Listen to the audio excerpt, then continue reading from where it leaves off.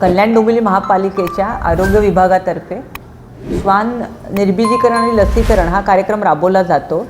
तर आपल्याला आकडेवारी अशी आहे की जानेवारी 24 ते नोव्हेंबर 24पर्यंत 12,406 एवढ्या कुत्र्यांचं आपण निर्बीजीकरण आणि लसीकरण केलेलं आहे। तर डॉग बाईटचे केसेस साधारण जानेवारी 24 ते ऑक्टोबर 24 या कालावधीमध्ये 18,705 केसेस आहेत। तर आपल्याकडे याबाबत आपल्याकडे इंजेक्शन ARV हे उपलब्ध आहे आणि आपले दवाखाने जे कल्याणला रुक्मिणीबाई हॉस्पिटल आणि डोंबिवलीचं शास्त्रीनगर हॉस्पिटल, तसंच कल्याणला आपले 3 दवाखाने आहेत, साले महमद दवाखाना, नेतिवलीचा आणि कोळसेवाडी दवाखाना। या तिन्ही ठिकाणी हे इंजेक्शन ARV उपलब्ध असतं।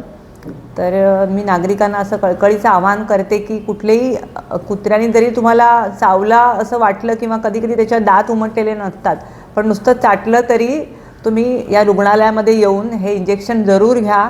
कारण हे जे बाहेरचे कुत्रे असतात, तर आपल्याकडे आताशी एक केस झालेली आहे की तिथे इंजेक्शन न घेतल्यामुळे ते दगावलेले आहेत। तर असं होऊ नये म्हणून मी तुम्हाला सगळ्यांना पुन्हा आवाहन करते की जे उपलब्ध इंजेक्शन आहे आणि आपल्याकडे ते 24 तास इंजेक्शन ARV उपलब्ध आहे। पहिला डोस आपण हा अगदी रात्री 2 वाजता आलात तरी तो उपलब्ध असतो, तर त्यामुळे त्याचं जरूर घ्यावं।